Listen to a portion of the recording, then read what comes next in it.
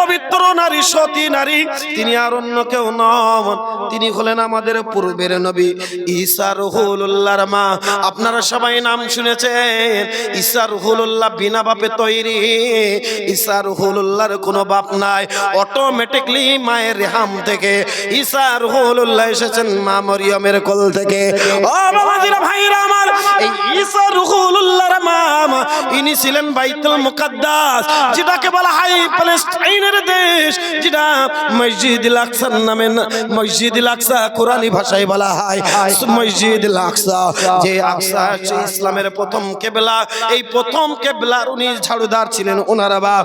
এই মারিয়াম ছোট্ট বেলা থেকে বাইতুল মুকাদ্দাস এই মসজিদুল আকসা মুসামুসি করতেন, বড় আদবের সঙ্গে পর্দার সঙ্গে চলতেন। এই মরিয়মের উপরে আমার আল্লাহ খুশি হয়ে বলেছিল, এ মরিয়ম, আমি আল্লাহ পাক তোকে নবী রাসূলের মা বানাবো। এ মরিয়ম, আমি আল্লাহ তোর রাসূলের মা বানাবো। মরিয়ম, তোর সতীত্ব, তোর পবিত্রতা, তোর অর্জনতা, তোর সতীত্বে আমি আল্লাহ বড় খুশি হয়েছে। দুনিয়ার জমিনে যত মহিলা আসুক না কেন, আর মরিয়মের মতন কোন মহিলা সতী নারী আর দুনিয়াতে আসবে না। একবার জোরে জোরে বলুন সুবহানাল্লাহ। মরিয়ম গোসলখানায় আছে, মরিয়ম গোসলখানার সাথে সাথে গোসল করছে, হঠাৎ দেখতে পাচ্ছেন একটা তরুণ যুবক জোয়ান ছেলে তার গোসলখানার ভিতরে ঢুকে গিয়েছে। সঙ্গে সঙ্গে মরিয়ম তিনি ভয় পেয়ে গেল, সঙ্গে সঙ্গে জামা কাপড় সঙ্গে সঙ্গে ঘুমটা দিয়ে বলেছিল, এ যুবক, তোমার বাড়ি কোথায়? কোথা থেকে এসেছো? কোন জায়গা থেকে এসেছো? তোমার ভিতরে কি আল্লাহর ভয় নাই? তোমার ভিতরে কি খৌফ ইলাহি নাই? তোমার ভিতরে কি আযাবের ভয় নাই? তোমার ভিতরে কি জাহান্নামের ভয় নাই? তোমার ভিতরে কি গজবের ভয় নাই? তুমি এসেছো একটা বেগনা নারী, বেগনা নারীর কাছে, আর তুমি এই গোসলখানার ভিতরে দূর হয়ে বেরিয়ে যাও। দূর করে তাড়িয়ে দিচ্ছেন, কিন্তু যুবক ছেলেটা মুস্কে মুস্কে মুস্কে মুস্কে হাসে। এ মরিয়ম, চিন্তা নাই, ভয় নাই, আমার দ্বারাই কোনো ক্ষতি হবে না, ক্ষতি হবে না। আমি আল্লাহর দূত, আল্লাহ আমাকে পাঠিয়েছে। মরিয়ম, তোমার গর্ভে একটা বাচ্চা আসবে, সেই বাচ্চাটা দুনিয়া জমিনে নবী বা রাসূল হবে। মরিয়ম বলছে, আগে আচ্ছা মানুষ তো, আমার বিয়ে হয়নি, কোনো পর পুরুষের সঙ্গে আমার মিলামেশাও হয়নি, কাউরির সঙ্গে আমার আনাগুনাও নেই, কাউরির সঙ্গে আমার নোংরামি কাজও নেই, আমি সতী, আমি পবিত্রতা, যদি কোনো পুরুষের সংস্পর্শে না যায় আমার বাচ্চা আসবে কি করে? তাফসীরের ভিতরে এসেছে, মারিয়াম যখনই বলেছে আমি সতী, আমি পবিত্র নারী, আমার কোনো পুরুষের সঙ্গে আমার সঙ্গে সমঝোতা নেই, কি করে আমার বাচ্চা হবে? কেননা একটা পুরুষ আর একটা মহিলার বিবাহের পরে, তারা উভয় মিলনের পরে আল্লাহ পাক যদি চায় তাদের একটা বাচ্চা দেয়। আমি মারিয়াম, আমার বয়স হলো, আমি পবিত্র, আজ পর্যন্ত কোনো পুরুষ আমার দিকে কোন নজরেও তাকায়নি, কেননা আমি সেই পর্দার সঙ্গে চলি, আমার সেই সতীত্ব নিয়ে আমি চলি। কি করে আমার বাচ্চা হবে? তুমি কি চালে কি করো? সঙ্গে সঙ্গে ওই যুবক ছেলেটা বলছে, মরিয়ম রে, আল্লাহ যদি তোমার বিনা পুরুষে তোমার গর্ভে একটা বাচ্চা দেয়, বাচ্চাটা কি আল্লাহ পাক নবী বানাতে পারে না? ও বাবাজিরা, ভাইরা আমার, সঙ্গে সঙ্গে মরিয়ম বলছে, এ যুবক, তুমি শুনে না, আল্লাহ মুর্দাকে জিন্দা করতে পারে, জিন্দাকে মুর্দা করতে পারে। আল্লাহ যদি চায়, আমি মরিয়ম আমার গর্ভে বিনা পুরুষে বিনা ঔরজাতে আল্লাহ পাক সন্তান দিয়ে দিতে পারে। জোরে হয় না? সবাই মিলে বলা গেল না? নারী যাবে, বিনা পুরুষে আল্লাহ পাক সন্তান দিল। তাহলে এবার বলেন দিনি, এলাকায় যদি এইরকম একটা দুর্ঘটনা ঘটে, মানুষ দিকে আর এক জায়গায় করতে হবে। একটা ইয়ং মেয়ে, অল্প বয়সের মেয়ে যদি এইরকম দুর্ঘটনা ঘটে, কি মুশকিলে পড়ে যাবে বলেন? মরিয়মের পেটটা আস্তে আস্তে বড় হতে লাগলো। লজ্জার বিষয় নয়, আমার মা বোনেদের গর্ভে যখন বাচ্চাগুলো আসে, আমাদের নাতিপুতি ছেলেগুলো যখন আসে গর্ভে, যখন পেটে বাচ্চা হয়, আস্তে আস্তে তাদের পেটটা বড় হয়। মানুষ দেখেই বুঝতে পারে মেয়েটা পোয়াতি আছে, মেয়েটার পেটে বাচ্চা আছে। যদি রাস্তায় দেখা হয়, তার জন্য একটা সুযোগ করে দেয়, গাড়িতে উঠলে সিট না পেলে তার সিট ছেড়ে দিতে হয়, যেমন করে বিভিন্ন জায়গায় তার একটা সুবিধা দেওয়া হয়। কেননা সে গর্ভবতী মহিলা, পেটটা আস্তে আস্তে উঁচু হচ্ছে, এলাকার মানুষের কাছে নজরের কাছে খারাপ হয়ে গেল। এ মরিয়ম, আমরা সবাই জানি তুমি হচ্ছে সত্য নারী, তুমি হচ্ছে সত্য নারী। মরিয়ম বলো বলো, তোমার গর্ভে বাচ্চার দায়িত্ব কে নেবে? এ মরিয়ম, তুমি এত ভালো মেয়ে, এই নোংরা কাজ কোথা থেকে করলে? মরিয়মের কোনো জবাব নেই, উত্তর নেই। আল্লাহ, কি জবাব দেব, কি উত্তর দেব, আমি কিছুই খুঁজে পাই না। আল্লাহর তরফ থেকে কোনো খবরও আসে না। মরিয়মকে সবাই ছোট বড় কথা বলে।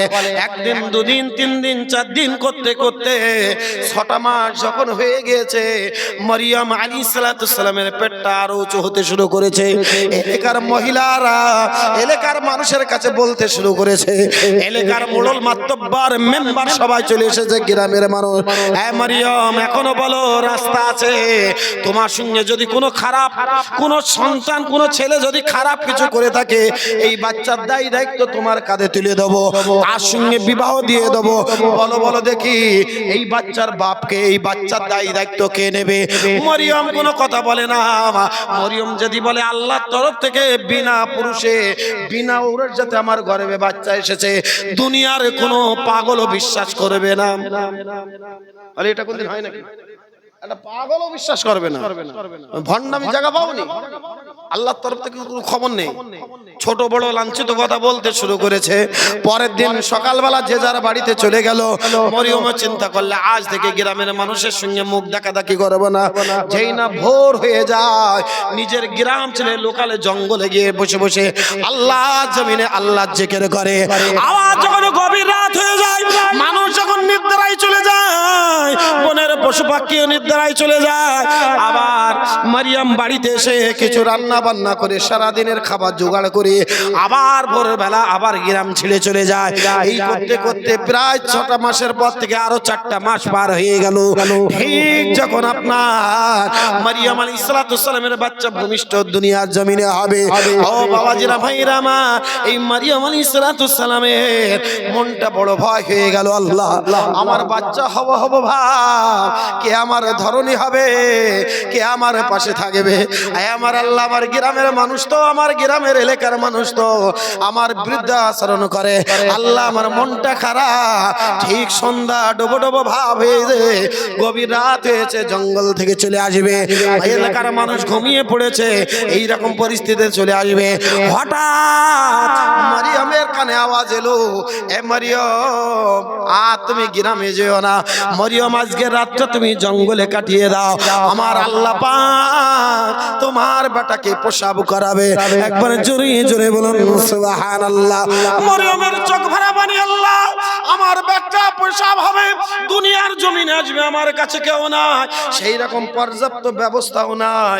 আল্লাহ, রাতের অন্ধকারে গভীর জঙ্গলে আমাকে কে দেখবে? শুধু কাঁদছে আর আল্লাহকে ডাকছে। মরিয়ম আলাইহিস সালামের কান্নাটা আমার আল্লাহর কাছে পছন্দ হয়ে গেল। হঠাৎ করে দেখতে পেলেন 3জন নারী এসে মরিয়মের সামনে এসে স্বাগত জানাচ্ছেন। হে মরিয়ম, তুমি সুস্বাগত। আল্লাহ পাক রব্বুল আলামিন তোমার সতীত্বে বিনা পুরুষে তোমার সন্তান দিয়েছে, সেটাও নবী বা রাসূল হবে। 3জন পুরুষ তাদের দিকে হতবাক। এই গভীর রাত্রে কে তোমরা, কোথা থেকে এসেছো? তাদের ভিতরে একজন বললেন, এ মরিয়ম, তুমি আমাকে চেনো না? আমি হচ্ছে সেই তোমার আদি পিতা মা হাওয়া আলাইহিস সালাম। আল্লাহ পাক তোমাকে ধরনী হিসেবে আমি আদমের স্ত্রী হাওয়া এসেছি। দ্বিতীয়জন বললেন, আমাকে তুমি চেনো না? আমি সেই ফিরাউনের স্ত্রী মা আসিয়া আলাইহিস সালাম। আরে তৃতীয়জন বললেন, তুমি কি চেনো না? আমি ইসমাইল নবীর মা হযরতে হাজেরা আলাইহিস সালাম। আল্লাহ পাক রব্বুল আলামিন তোমাদের 3জন, আমাদের 3জনকে পাঠিয়েছে তোমার ধরনী হিসেবে প্রসব করার কারণে। পৃথিবীর জমিনে গল্প গুজব সবাই আনন্দিত করতে করতে হঠাৎ ঈসা রূহুল্লাহ আল্লাহর নবী দুনিয়াতে চলে এলেন। যেই না দুনিয়াতে জমিনে যখনই চলে এলেন, মায়ের রেহাম থেকে যখন বাইরে প্রবেশ করলেন, ওই দুনিয়ার জমিনের জঙ্গল, অন্ধকার জঙ্গলটা আল্লাহ পাকের নবী ঈসা রূহুল্লাহ শরীরের নূরের নূরাল্লি চেহারাতে গোটা জঙ্গল আলোয় আলোকিত হয়ে গেল। জোরে বলা গেল না? দুনিয়ার জমিনে তিনটে নবীর কথা বলা হয়েছে, সব থেকে সুন্দর বেশি মুফাসসির কেরামরা লিখেছে। এক, হযরত ইউসুফ আলাইহিস সালাম। দুই, হযরত ঈসা রূহুল আলাইহিস সালাম। আর তিন, আমার আপনার নবী মুহাম্মদ রাসূলুল্লাহ। একবার জোরে বলুন না সুবহানাল্লাহ। কিন্তু মা আয়েশা সিদ্দিকা হাদিসটা রওয়ায়াত করেছেন যে ইউসুফ নবীর মিশরের মেয়েরা দেখে তারা আপেল কাটতে দিয়েছিল, আপেল না কেটে ছুরি দিয়ে তারা আঙ্গুল কেটেছিল। তাহলে কি চেহারা ইউসুফ নবীর ছিল। আর ঈসা রূহুল্লাহর শরীর থেকে নূর চমকালো। আর আমার আয়েশা বলছেন ওই মিশরের নারীগুলো, মিশরের মেয়েগুলো যদি আমার নবী পাককে দেখতো, আমার রসুলকে দেখতো, তারা আঙ্গুলের বদলে তাদের কলিজাগুলো কেটে ফেলতো। তাহলে নবী আরো কত সুন্দর ছিল, জোরে বলুন না সুবহানাল্লাহ। সবাই মিলে বলা গেল না। তোমার সৃষ্টি যদি হয় এত সুন্দর, না জানি প্রভু তুমি আরো কত সুন্দর, আরো কত সুন্দর। তোমার সৃষ্টি যদি হয় এত সুন্দর, না জানি প্রভু তুমি আরো কত সুন্দর। আল্লাহুম্মা সাল্লি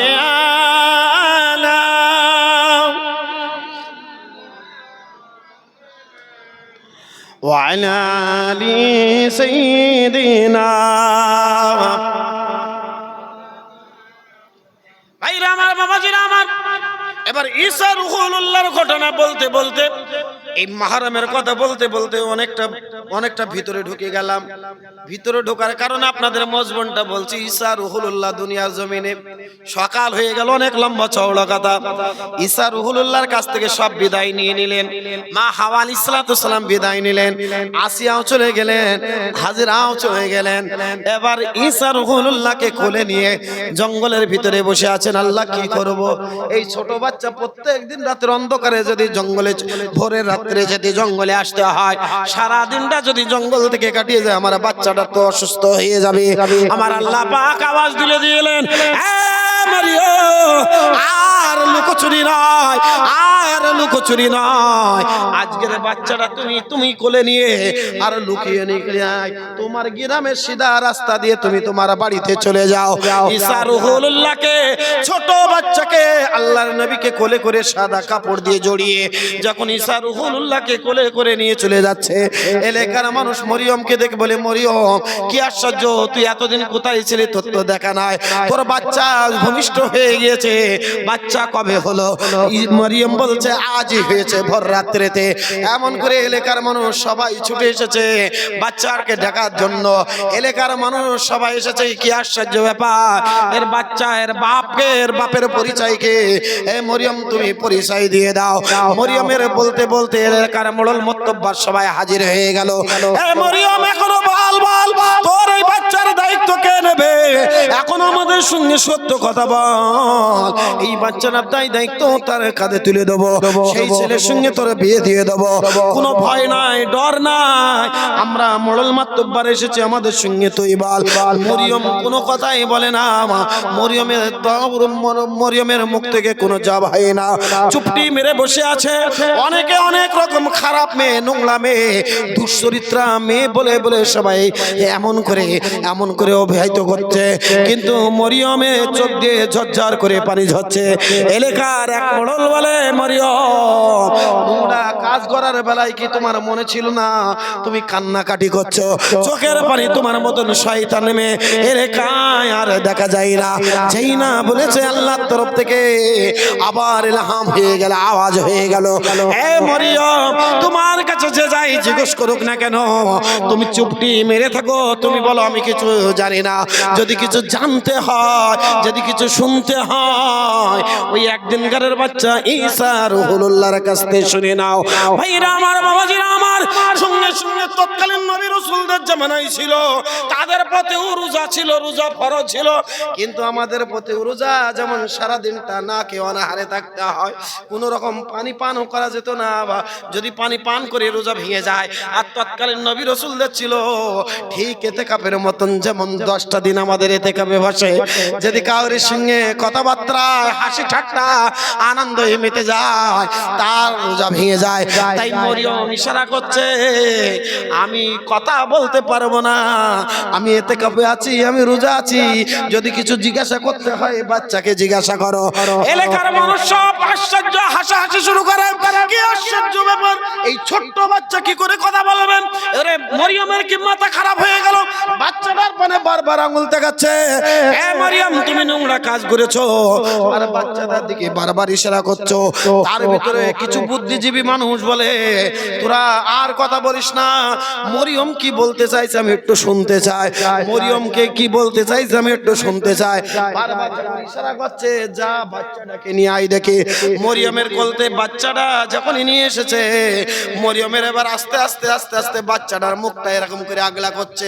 আহারে, ওই মোড়ল মুত্তব্বাররা ঈসা রুহুল্লাহর মুখটা ঢাকা ছিল, মুখটা দেখে তাদের জানটা ঠান্ডা হয়ে গিয়েছে। আহারে, এত সুন্দর চন্দ্রের মতন জলজল করে ঈসা রুহুল্লাহর মুখ জ্বলছে, ঈসা রুহুল্লাহর মুখটা এত জ্বলছে, বাচ্চাটার মুখ পানেছে সব মায়ায় পড়ে গেল। এবার আস্তে আস্তে ঈসা রুহুল্লাহর মুখ পানেছে, আর কিছু বলতে যাচ্ছে না। কেউ বলছে বেটা ছেলে না মেয়ে ছেলে, একটু দেখ দেখ দেখ। আমাদের দাইমাগুলো বলে যে তোমাদের বাচ্চা হয়েছে, ছেলে হয়েছে, কেউ মেয়ে হয়েছে, আমরা খুশি হয়ে যাই, খবর পাঠিয়ে দিই। ঈসা রুহুল্লাহ বাচ্চাটা কি, ও বেটা ছেলে না মেয়ে ছেলে, একটু দেখতে হবে। আইরা আমার, বাবাজিরা আমার, সাদা কাপড় এরম চাপা দিয়ে আছে, আস্তে আস্তে আস্তে আস্তে করে এরম আগলা করছে, করতে করতে বুকটা আগলা করেছে, নাভিটা আগলা করেছে। ঠিক নাভির নিচে যখনই আগলা করে দেখবে এই বেটা ছেলে না মেয়ে ছেলে, আর ওই একদিনকারের বাচ্চা, যেই না নাভি বরাবরের নিচে কাপড় লেবে গিয়েছে, ঈসা রুহুল্লাহ 40 বছর বয়সের মতন এক যুবকের মতন হুঙ্কার দিয়েছে। মুফাসসির কিরামরা লিখেছেন, তাফসীরের ভিতরে এসেছে, মানুষেরা, মানে ইসরায়েল কওমের মানুষেরা, খবরদার খবরদার, আমার আব্রু যেন আগলা না হয়ে যায়, আমার সতর যেন আগলা না হয়ে যায়, আমার আব্রু যেন আগলা না হয়ে যায়, আমার সতীত্ব যেন নষ্ট না হয়ে যায়, আমার আব্রু আগলা করো না, করো না, করো না। আমাকে আল্লাহ পাক বিনা বাপে তৈরি করেছে, আমি তোমাদের কাছে এসেছি, অতীতে যত নবী এসেছে আল্লাহ পাক আমাকে নবী বা রাসূল করে বানিয়েছে। একদিনকার বাচ্চা এই হুঙ্কার দেওয়ার সাথে সাথে এলাকার মানুষ আশ্চর্য হয়ে গেল। 40 বছর যুবকের মতন একটা হুঙ্কার দিলেন, তোমরা কি ভেবেছো? এই এলাকার মানুষেরা, আমার মাকে দুশ্চরিত্রা বলো না, নোংরা বলো না, আমার আল্লাহ পাক, আল্লাহ পাক আমার মায়ের গর্ভে বিনা পুরুষে বিনা ঔরস সাথে আল্লাহ পাক আমাকে পাঠিয়েছে, আমাকে বিনা বাপে তৈরি করেছে। অতীতে যে সমস্ত নবীদের প্রতি কোরআন নাজিল হয়েছিল, আমার প্রতিও আমার আল্লাহ কোরআন নাজিল করবে, কোরআনটার নাম হবে ইনজিল। আমি বনি ইসরাইল কওমের নবী হিসেবে দুনিয়া জমিনে এসেছি, আমার যেন তোমরা আব্রু আগলা করো না। একবার জোরে জোরে বলুন সুবহানাল্লাহ। এলাকার মানুষ স্তব্ধ হয়ে গেল, কি আশ্চর্য, এটা আল্লাহর দূত, আল্লাহর পয়গম্বর নবী এসেছেন, অতএব ইনাকে আর ইনার সঙ্গে আর বেয়াদবি করা। আবার একদিনকার বাচ্চা হুঙ্কার দিচ্ছেন, আগুরা আগলা করো না, আর আমরা কি করছি?